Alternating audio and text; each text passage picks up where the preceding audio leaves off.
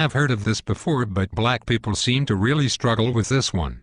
You just don't seem to get it.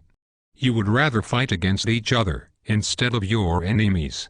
This is bad business and you will never get true freedom doing things this way. Instead, do what we did to gain power.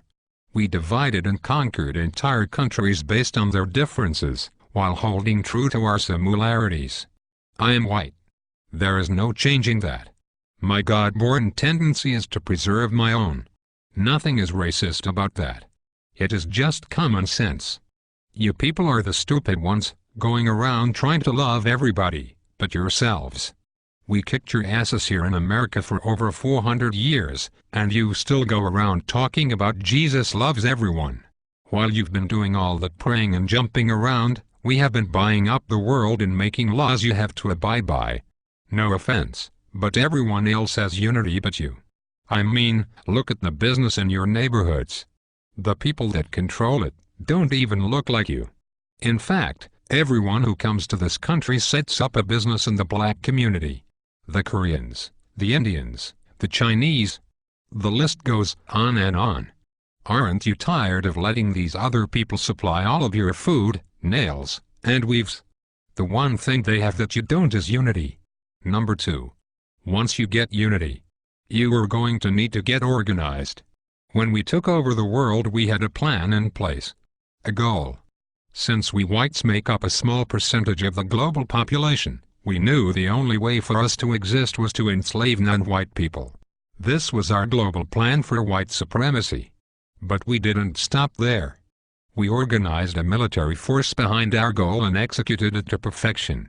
Killing men, women, and children across the globe with brute force. Whatever we needed, we just took it. And if blacks or Native Americans didn't like it, oh well. Remember, there are no rules in war. Our objective is to ensure survival.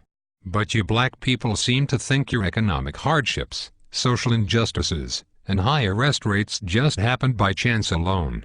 Never mind, we've worked nearly 4 centuries, day and night to keep you people exactly where we want you. On the plantation. Yeah.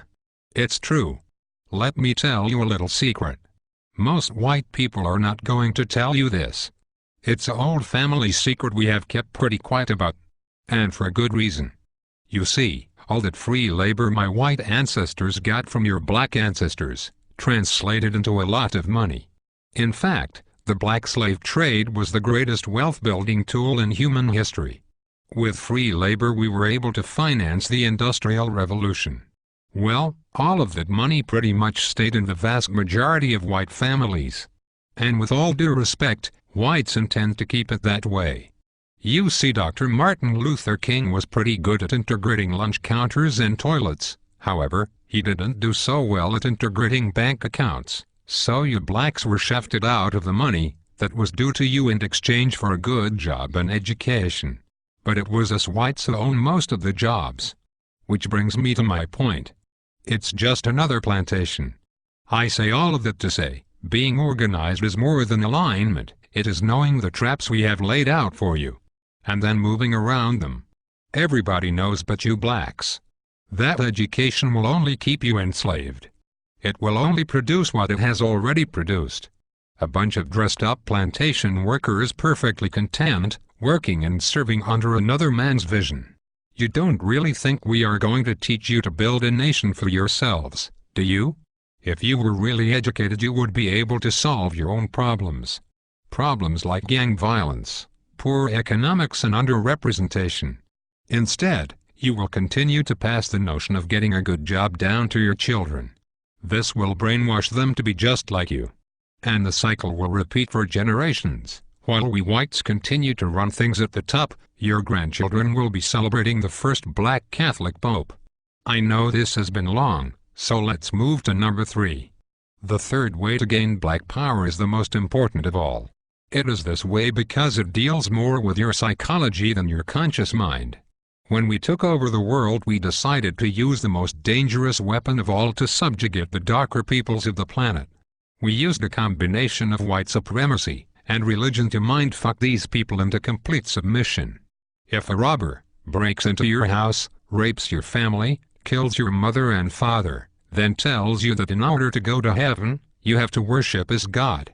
If someone did that to me, then said that to be born again, I had to worship as God, I'd kill the bastard right on the spot. But you black people seem to have no problem worshipping the God of your enemies. Even worse is the fact that for all the praying that you have done, it seems like the God of the white man is just as racist as we are. Anytime you start believing in the God of your enemy, it pretty much means you're a complete idiot and a pussy, who is too far gone to confront his adversary. This is a deep sickness, because to believe the man who murdered your family is your friend is to believe that watermelons have gills. This kind of thinking lacks critical reasoning, a skill needed to defend territory and the minds of the youth. You even believe that Haiti, the only black nation that ever kicked the white man's ass, is cursed because many of them practice voodoo. You even go further and believe that it was God that hit Haiti with a 7.5 earthquake. You religious-minded blacks thought this about New Orleans too. Let me tell you the truth.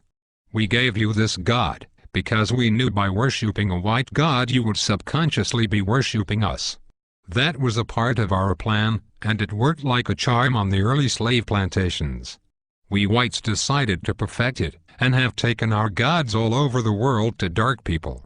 You see, we know that if we can get you to put down your God, and pick up ours, you will lose your real power. This is really effective for controlling a people. Practically, by doing this, you will never fight against us because subconsciously you would be fighting God. I know that is a serious mindfuck. But that is why you cheer for a white Jesus to kill all the darkies down in Haiti and New Orleans, while kissing Pat Robertson's ass. Meanwhile our harp machines can shake up more prime real estate for the oil companies. If you continue to follow the God of your enemies, you will never rule the world, because you will always have your allegiance with the white man, instead of your God, who's pissed off because you traded him in for a blonde-haired, blue-eyed hippie, whose name we took from the Greek god Zeus. So, let's recap. The top 3 things you need to do to rule the world, and to have black powers. Number 1, get some unity. Stop killing each other over nickel bags of weed and coke. You are basically helping to kill off your own army. Stop it and unite. Number 2, get organized. There is nothing worse than a bunch of rich rappers talking about gangsta and keeping it real, when all of them still work for rich white and Jewish men that pimp them for their talent. With Jay-Z, P. Diddy and Oprah, you black people should have your own distribution company by now, instead of relying on your white backers to put out your albums. This is because you are not organized. This goes for all you sports athletes too. You black sports guys are stupid. You're a grown man and you still have an owner.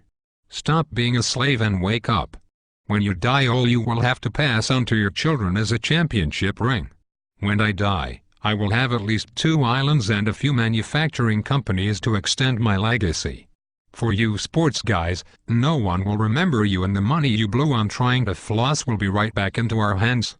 You need to organize and put your money and minds together for one common goal: black power. Last but not least, you have to stop following the white man's God. He has really done nothing for you since you started to believe in him. Basically all my God has done for you is allow white guys like me to continue stealing from you. Sure, we'll give you a few rich blacks to make it up the ladder. But this is to keep up hope in you, so that you will teach cowardness and fear to your children and get nothing in return. You will keep praying while we will keep slaying and taking more land and control of the earth. It will be this way as long as you fall for the lie that some white dude is going to come down from the skies and pull you out of this shit. Stop it. Instead, go back to believing in your God. The God you had when you were rich in Africa and had diamonds, gold, and health. It certainly beats the crap the white man's God has given you. Even if you believed in rocks, you would probably have more luck than what you have gotten with this guy. One last thing. Black people need to stop saying that they're blessed. This is not only dumb, but it lets us white people know that we are still very much in control.